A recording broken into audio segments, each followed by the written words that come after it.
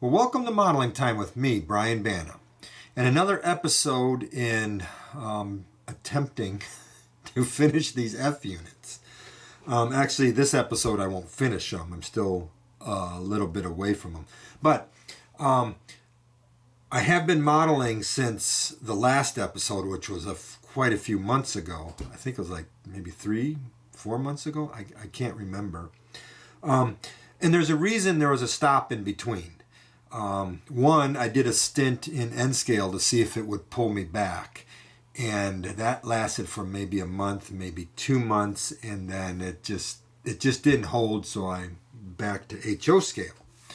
And in the interim, while I was doing that, you'll notice behind me here, there's no more shelves on the wall. There's just one shelf that goes all the way around the top of the room because I was going to build an N scale layout around the room.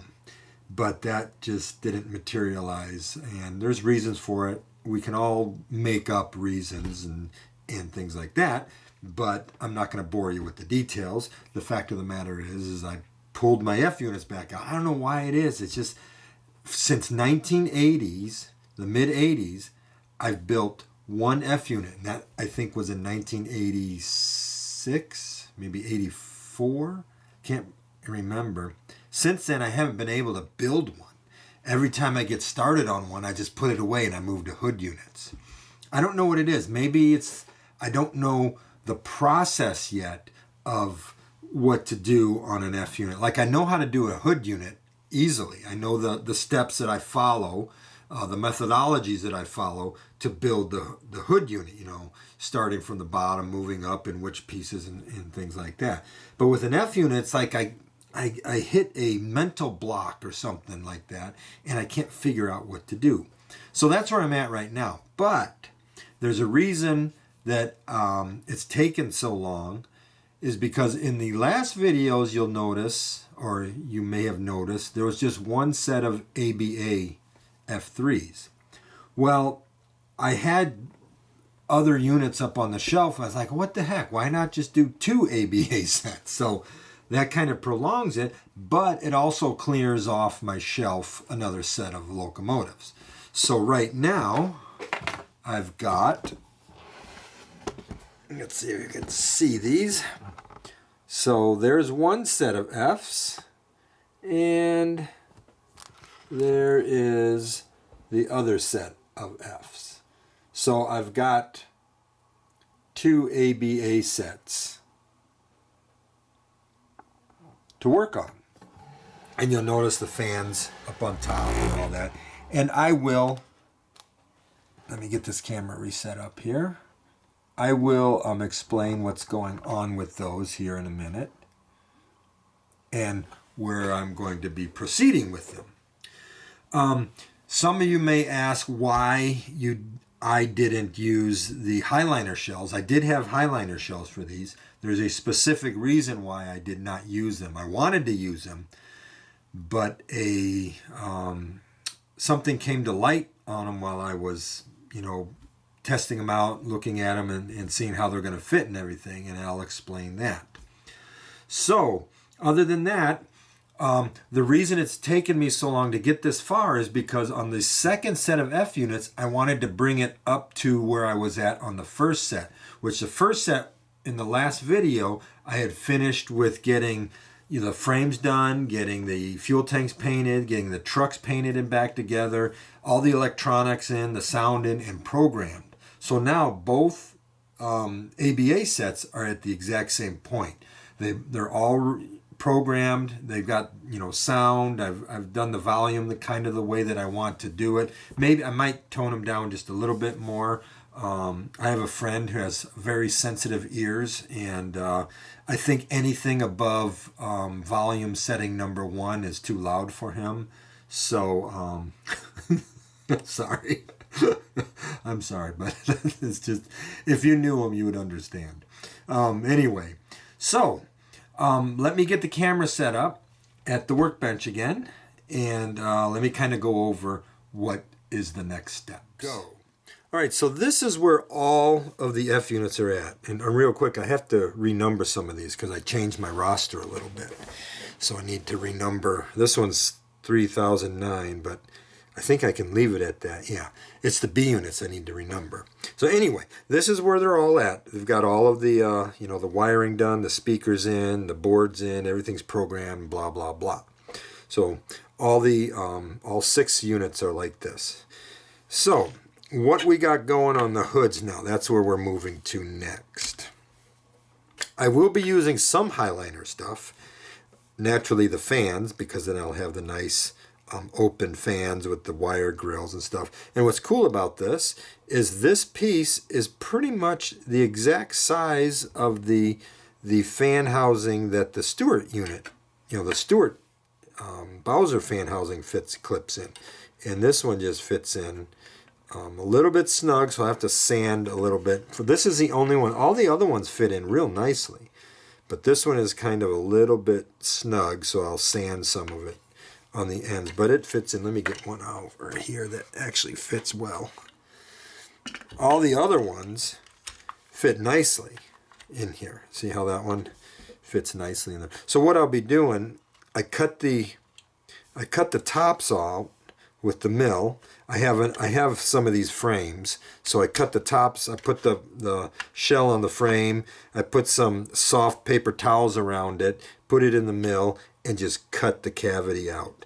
And I left a little bit of a shelf all the way around because these, although they fit the cavity well, they don't fit the height well. So you see, if you push them down, there's a ridge or a depth around it. So I need to put in a little bit of a standoff on the shelves, so when I put these in, not the base plate of the fan, but the plate where the exhaust stacks sit are even with the top of this curvature. So it has to sit up something like that. So let me go over why I'm not using the highliner shells. Now I've sold all my highliner shells, so I can't show you on the highliner shell, but I can show you why on the Stewart shells. And it all has to do with this battery box door. So on the Stewart shells, if you notice, let me put my other glasses on so I can see. Just a second. Sorry about this, guys. Okay. On the Stewart shell, as you can see here, get me a pointer out, the battery box door matches up with the front of the battery box and the rear of the battery box. On the highliner shell, I can't remember if it's the front or the back, but one of these edges, I think it's the back. Yeah, this back edge. So on the highliner shell, if you use it on the Stewart chassis, because these are all Stewart Cotto chassis, but they'll be the same for the Stewart chassis and the Bowser chassis. The highliner battery box door ends up about 20 thousandths or so behind the battery box. And I just couldn't live with that. So I said, screw it. I'm just going to use these shells, and I will cut the fan tops out and put the highliner fans in there. Now what's nice about doing this too, actually you could do it with the Stewart ones as well, but I like it because it's got I'll have the grills, the see-through grills and all that to go in there. But what I'll do is on 2 of these units, they'll be shopped so that like maybe one of these fans will be a low profile fan. I got them right here. I bought a bunch of these parts from Highliner. So what I'll do is I will, if I can get this out of here. I don't like not being ready because I didn't waste your time. So I'll cut some of these out, maybe like replace this first one with one of these. And then maybe on another one, replace the 2 middle ones with these 2 middle ones. something like that. You know, give a little variance, and then all the other ones will just be standard. But at least 2 of them will get shopped. So the next step for me, actually the next step would have been to cut these fans out, but I've already done that. So as with all my models, on the frames, first thing you do is get all your cutting done.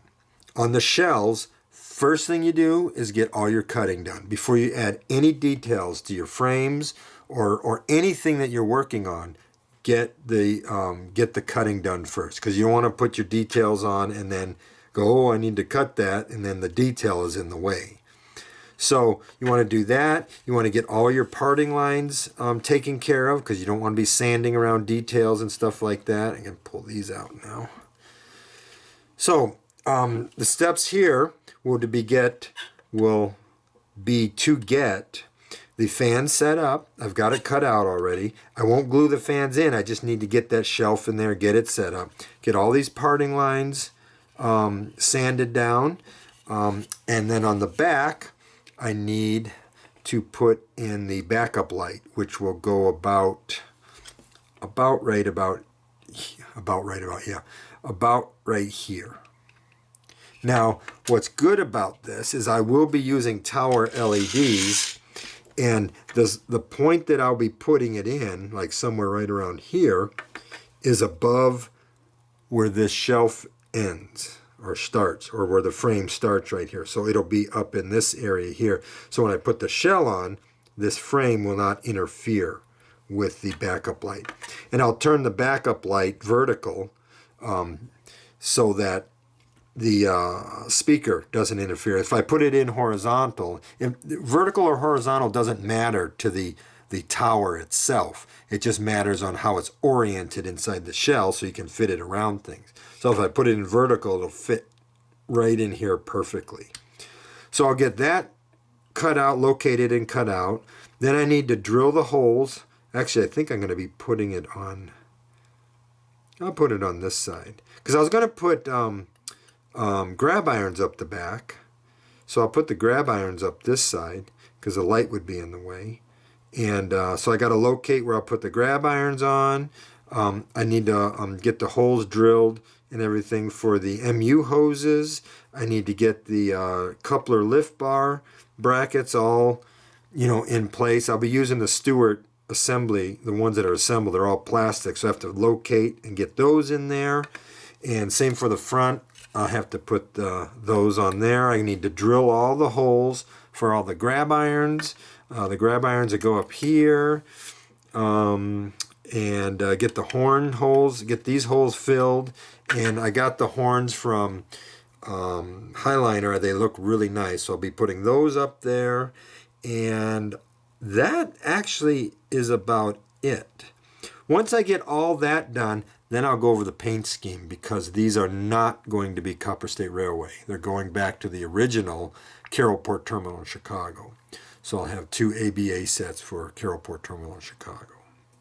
So that takes care of the coming back to working on the F units. So your next video is going to be, you'll see how, everything will be taken care of. All the, sanding done, all the holes drilled where they need to be, the backup light where it needs to be, holes drilled here, and stuff, prior to adding any details to it. And of course I need to locate where the lift rings are going to go, and all that kind of stuff. So that takes care of what's next on the F units.